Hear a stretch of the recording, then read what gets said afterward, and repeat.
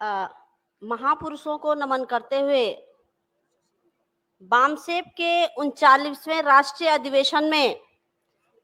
शिरकत कर रहे मूल निवासी बहुजन समाज के तमाम मूल निवासी भाई बहनों, कार्यकर्ताओं और विद्यार्थियों, और आज के विषय पर प्रबोधन करने के लिए आज की अध्यक्षता कर रही दीपा श्रावस्ती मैम, और आज के विषय पर इस मंच के माध्यम से संचालन कर रही हमारी मूल निवासी शर्मिष्ठा जी, और इस विषय को न्याय देने के लिए हमारे बीच में उपस्थित मूल निवासी ललित जी, और साथ ही एमएनटी की कार्यकर्ता हमारी अर्चना जी। साथियों,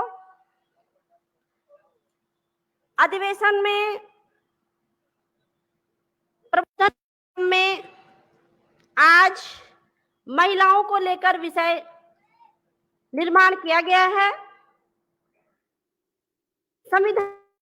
प्राप्त महिलाएं मनुस्मृति की वाहक क्यों? आज के इस विषय पर चर्चा होगी, विश्लेषण होगा, पक्ष विपक्ष देखा जाएगा और तमाम मुद्दों पर बात होगी। उससे पहले हमें इस विषय को थोड़ा सा जानना आवश्यक है। संविधान से अधिकार प्राप्त महिलाएं मनुस्मृति की वाहक क्यों? पहले हमें यह समझ लेना है कि विषय के अंतर्गत संविधान और मनुस्मृति की बात कही गई है, और उसकी वाहक मतलब उसको चलाने वाली महिलाएं, उनकी आस्था, उनका विश्वास मनुस्मृति में क्यों है। मैं आपके सामने बात रखना चाहूंगी कि मनुस्मृति का निर्माण करने वाला महज एक व्यक्ति है, और भारतीय संविधान का निर्माण करने वाले हमारे 379 सदस्य हैं, और उनमें से 93 साथी कतिपय कारणों से बीच में छोड़कर चले गए, और 296 सदस्यों ने मिलकर के इस भारतीय संविधान का निर्माण किया, और इस भारतीय संविधान के प्रारूप समिति को संतुलित करते हुए बाबा साहब डॉक्टर अंबेडकर जी ने संविधान में इसको रखा, और मूल निवासी बहुजन समाज की महिलाओं को ब्राह्मणी तंत्र से, ब्राह्मणी षड्यंत्र से, ब्राह्मणी उत्पीड़न से, ब्राह्मणी अन्याय से और ब्राह्मणी तमाम उन गुलामी की बेड़ियों से आजाद करते हुए भारत के संविधान का निर्माण किया। लेकिन हम यह देखते हैं, इस विषय के अंतर्गत बताने का आशय यह है कि इतनी आजादी मिलने के बावजूद भी हमारी महिलाएं, भारत की तमाम वो महिलाएं आज भी ब्राह्मणी संस्कृति के जंजाल से बाहर नहीं आ रही हैं। महापुरुषों ने बड़े बलिदान, त्याग, बड़े संघर्षों से हमें मानवीय आजादी प्राप्त कराई, और हम दोयम दर्जे में रहने वाली महिलाएं आज भारत के संविधान के तहत मुख्य धारा में जुड़कर अपने जीवन को सामाजिक, आर्थिक, राजनीतिक और कलाचारिक जीवन में आगे बढ़ा रही हैं। और इस विषय पर और न्याय देने के लिए मेरे साथी मंच पर अपनी बात को साझा करेंगे।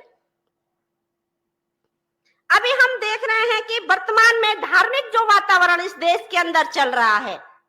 वो धार्मिक वातावरण हमारी महिलाओं के अनुकूल नहीं है, क्योंकि इसमें वही पुरानी मनुस्मृति के द्वारा बनाए गए दंड के विधान के आधार पर उसको जो गुलामी दी गई, उसी का आचरण हमारी महिला कर रही है। भारतीय संविधान ने हमको आजादी दिला दी, लेकिन फिर भी हम उसी मनुस्मृति के तहत अपने जीवन को जी रही हैं। तो संविधान के तहत कौन हमें आजाद कराएगा, इस पर हमको सोचने की जरूरत है। हम अपना आप को स्वतंत्र कैसे कर पाएंगे इन ब्राह्मणी परंपराओं के गुणगान करने से, इसको हमको सोचने की जरूरत है, इस पर चर्चा करने की जरूरत है।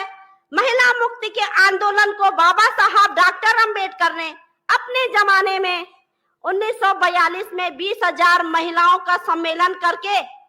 हमें आजादी दे दी थी और मुक्ति का आंदोलन को अंतिम स्वरूप बाबा साहब डॉक्टर अंबेडकर ने भारतीय संविधान के निर्माण करने के बाद संविधान में इसकी प्रस्तुति करके हमारी गुलामी की बेड़ियों को तोड़ डाला था। और आज आवश्यकता है हम सब यहाँ पर कम पढ़ी लिखी कर्मचारी महिलाएं जो ज्यादा पढ़ी लिखी हैं, जीवन के क्षेत्र में संविधान के दिए अधिकारों को लेकर के आगे बढ़कर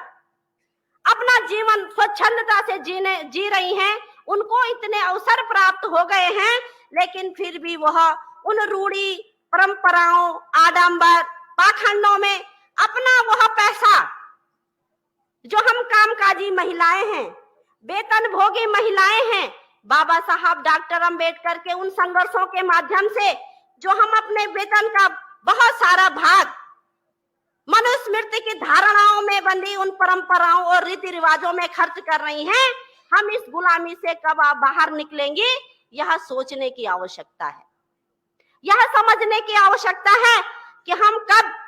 भारतीय संविधान के उन प्राविधानों को अपने जीवन में लागू कर पाएंगे कि जब हम